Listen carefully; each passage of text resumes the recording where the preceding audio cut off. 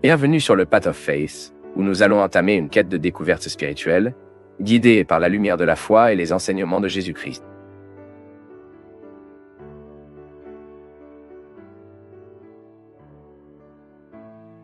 Et que votre façon de dire des vérités évangéliques, que votre façon d'enseigner l'évangile, la parole de Jésus, les bonnes choses de la vie, est conforme à ce en quoi vous croyez vraiment et en vous identifiant dans ce monde comme tendresse.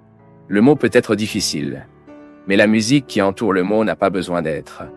Parce que vous aurez le pouvoir de convaincre beaucoup plus que si vous utilisiez le mot dur avec une couverture, une armure. Non.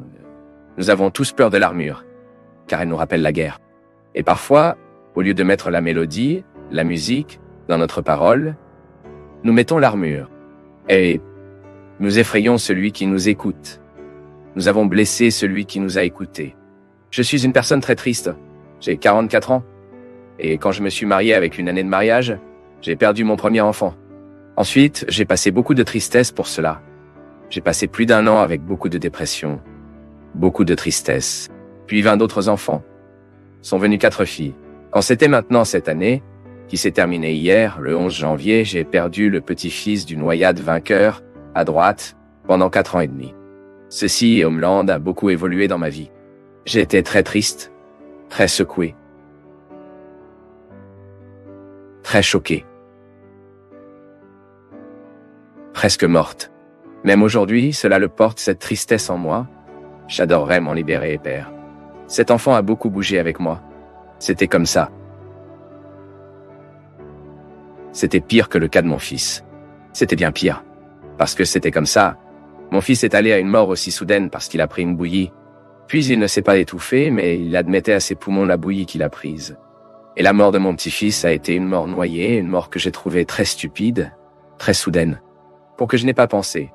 J'étais une personne contre Dieu, pleine de colère, pleine de blessures, de tristesse, de révolte, vous savez, Père. J'étais une personne très de Dieu, une grande partie de la prière. Puis je me suis beaucoup blâmé. Pourquoi? C'était la faute parce que je me suis blâmé. Parce que je pensais que j'avais prié peu. J'ai blâmé la personne. Je pensais que Dieu aurait dû y aller et l'avoir retiré de cette eau. J'ai sauvé mon noir. Donc, Père, c'était si difficile, 4 ans et demi. Très difficile pour moi. Demander à Dieu de m'aider, de m'éclairer ce jour d'hier pour aujourd'hui, de se débarrasser de cette tristesse, de cette angoisse. C'est un très gros poids dans mon sarme. Pour moi, c'est un très très gros poids. J'ai besoin de l'améliorer, car je ne peux pas continuer comme ça. Parce que sinon, je ne résisterai pas, prêtre.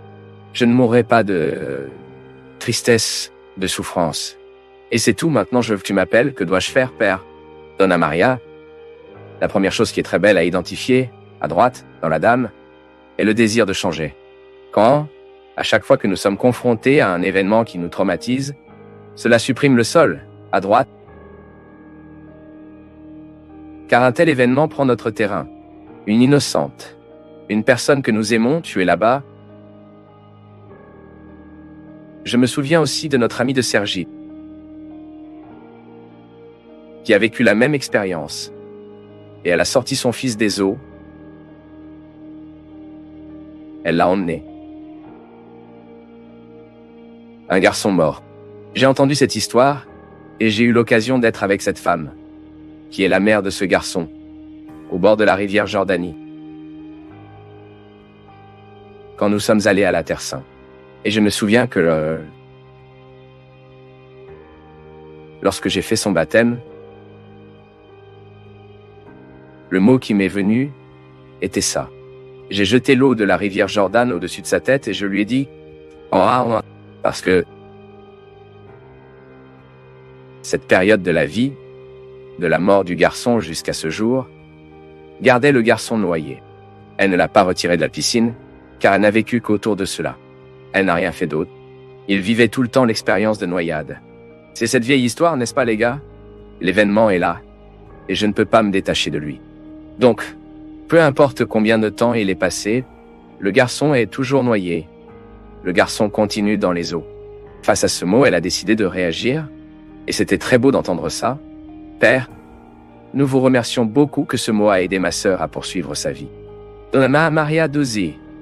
J'aimerais pouvoir retirer cette douleur du cœur de la dame. Mais peut-être pouvez-vous commencer également à retirer le petit-fils de la dame des eaux. Ne le gardez pas noyé, ne mettez plus votre réflexion, ne réparez plus votre idée, votre histoire dans votre noyade. Tout d'abord, supprimez le blâme. Vous n'avez pas à être coupable d'une histoire aussi tragique. Même si vous découvrez qui le coupable ne ramène pas le garçon, cela ne résout pas la douleur de nous. Ce que nous devons faire est maintenant de continuer à la vie de ce que nous avons. Nous n'avons aucun moyen de retirer le garçon de là.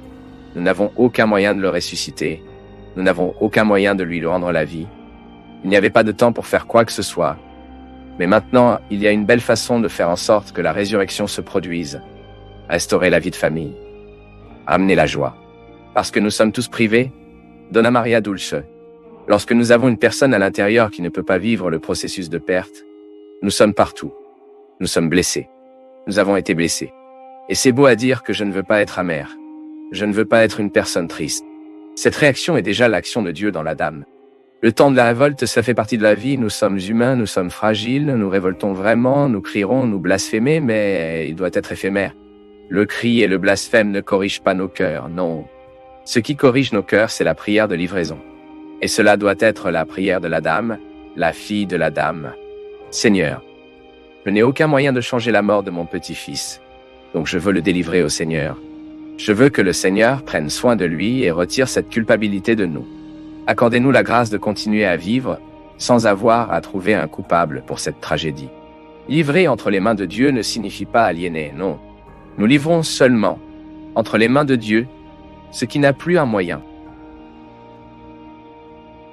Parce que le reste que nous faisons, nous courons après cela, parce que cela nous aide à le faire. Mais ce qui n'a plus de chemin, laissez-le entre ses mains. Retirez ce poids de la dame, vous voulez résoudre le problème, et il n'y a aucun moyen de résoudre ce problème. Il n'y a aucun moyen de ramener ce garçon. Donc aujourd'hui, pour le retirer définitivement des eaux, c'est laisser et accepter que la mort s'est produite. Mais maintenant, nous voulons continuer la vie, qualifiant notre vie quotidienne, notre histoire, préparant notre avenir plus magnifiquement, magnifiquement, magnifiquement. Magnifiquement. Livrez entre les mains du Seigneur ce petit-fils bien-aimé, et voyez en lui un intercesseur pour prier pour vous. C'est un représentant légitime dans le ciel, un représentant légitime de la famille qui est dans le ciel sans souffrir. Dans le mot, la communication a lieu, en silence, elle est complète, car la compréhension est matérialisée à partir du silence. Le pouvoir dans les deux, et la sagesse, est d'utiliser bien ces deux fois de communication. Dans une composition, les ruptures sont aussi importantes que les sons. Un bon orchestre est celui qui fait de bien la dynamique des ruptures et des continuités. Même dans le silence de la pause, la chanson continue. Ne dites pas les choses pressées. Mais cela vaut un certain silence qu'un mauvais mot. Le poète Minas Gerais, Carlos Drummond de Andrade, a recommandé aux poètes: vivre avec vos poèmes avant de les écrire, a de la patience si obscure. Calmez-vous s'ils vous taquinent. Attendez-vous à chacun réaliser et consommer avec votre pouvoir de mots et votre pouvoir de silence. La recommandation du poète est sage et pertinente. Un poème est juste bien, seulement bon.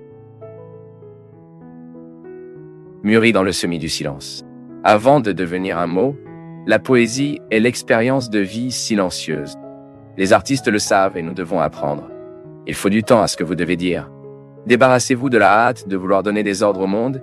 Il nous est plus facile de nous repentir d'un dit mot que du silence. Le mauvais mot au mauvais moment peut se blesser dans celui qui a entendu, également dans celui qui a dit. Il y a de nombreux moments dans la vie où le silence est la réponse la plus sage que nous pouvons donner à quelqu'un. À la hâte de parler, nous risquons de dire ce que nous ne voulons pas. Et face à tout ce qui a été dit, nous n'avons pas toujours la possibilité de réparer l'erreur. Les mauvais mots font souvent mal pour le reste de leur vie. Déjà, les bons silences, ils ont le don de la fixation. Par conséquent, ils préparent bien le mot qui sera dit. Les mots hurlés ne correspondent pas judicieusement. Les sages préfèrent toujours le silence. Et dans ces quelques mots, il est condensé à une source inépuisable de sagesse. Ne tombez pas dans la tentation du discours banal. L'explication simple. Veulent la profondeur du discours qui nous demande de se calmer. Calmez-vous pour dire. Calme à entendre. Une règle intéressante pour nous d'avoir une bonne compréhension d'un texte est précisément calme.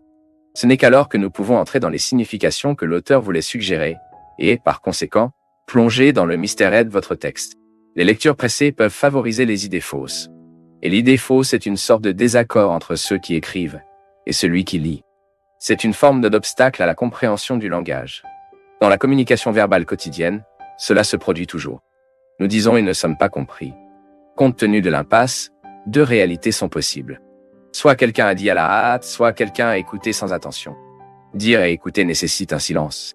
Et bien celle qui pensait avant ce qu'il dirait. Et entendre mieux celui qui se tait d'écouter. La règle est simple, mais exigeante. Non, aujourd'hui, en cette période de nombreux mots, nous voulons la beauté des quelques silences. Je sais que nous sommes souvent victimes des putains de mots. Ce n'est pas quelquefois où les putains de mots viennent à nos oreilles. Un mot peut être sacrément à cause du contenu qu'elle a ou à cause de la forme. Aujourd'hui, je lisais un texte, par coïncidence, parlant de la musique des mots. Et l'écrivain disait que pour chaque mot, il y a une chanson différente que nous pouvons y mettre. Vous pouvez donc dire quelque chose de très difficile à quelqu'un, mais vous mettez une chanson qui fait bien dans l'oreille de ceux qui écoutent. Donc la personne écoute ce mot dur, mais avec une belle chanson. C'est peut-être ce que Jésus savait comment faire tout le temps. Jésus a dit des choses très difficiles. Mais la musique des paroles de Jésus était extrêmement séduisante. Parce qu'il savait très bien que cela ne servait pas à dire des choses sans musicalité. Aucune utilité, nous disons des choses avec la bravoure. Non. Nous serons beaucoup mieux compris si nous recherchons une chanson douce pour mettre le mot dur. Vous en faites l'expérience dans votre vie tous les jours. Lorsque vous devez dire quelque chose de très grave à vos enfants, et que parfois vous ne savez même pas par où commencer parce que vous avez peur du contenu que vous dira. Le contenu est difficile, il est nécessaire, et nos enfants ne sont pas très habitués à être nécessaires. Ils sont entrés dans cette mystique du monde d'aujourd'hui, cette tendance du monde d'aujourd'hui, que tout doit être très simple, tout doit être très facile et rapide. Et éduquer les enfants nécessite souvent un discours dur et exigeant.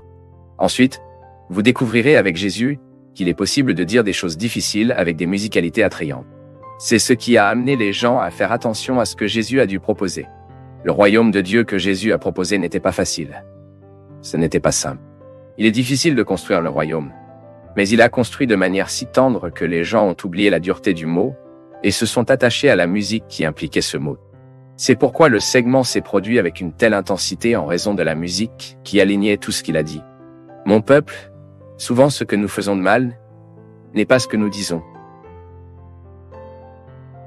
mais c'est comme nous le disons. C'est la musique que nous mettons dans la phrase. Il se peut qu'aujourd'hui vous avez blessé quelqu'un avec ce que vous avez dit. Il se peut qu'aujourd'hui vous avez été blessé par quelqu'un avec ce que vous avez dit. Et peut-être que vous ne vous êtes pas mal tourné dans ce que vous avez dit. Vous aviez raison sur ce que vous avez dit. Vous aviez raison de réclamer ce que vous avez réclamé ou de dire cette vérité que vous avez dit. Mais vous n'avez peut-être pas choisi la meilleure façon de dire. Peut-être que vous vous êtes perdu à la hâte, à la colère. C'est étrange. Mais dans la vie, nous perdons la raison lorsque nous nous mettons en colère. Dans la vie, nous perdons la sensibilité lorsque nous nous agions en aggradation, car la colère a le pouvoir de nous retirer la sagesse. Et quand nous sommes à court de sagesse, nous ne savons généralement pas comment mettre de la musique dans les mots. Nous aimons tous la musique. Nous aimons tous entendre ce qui est arrivé en une journée dans nos cœurs. Nous a fait du bien. Pourquoi? Le mot est venu avec de la musique. Elle n'est pas venue seule. L'interprète a mis une telle intention si belle que vous croyez vraiment ce qu'il chantait. Une chanson bien interprétée, elle exprime tout le pouvoir de la vérité que le compositeur voulait donner. Mais celui qui interprète, le bon interprète, il rend la chanson encore plus vraie que lorsqu'il est né de la main du compositeur. Parce qu'il savait comment mettre l'intention de la voix. Quand j'ai enseigné au collège de théologie, là-bas au Bunyan College, j'ai toujours dit à mes étudiants qu'ils seraient des prêtres un jour. Faites attention à ne pas avoir un ton de voix, une façon de parler comme tout le monde. Cherchez la mélodie des mots. Cherchez votre façon de dire.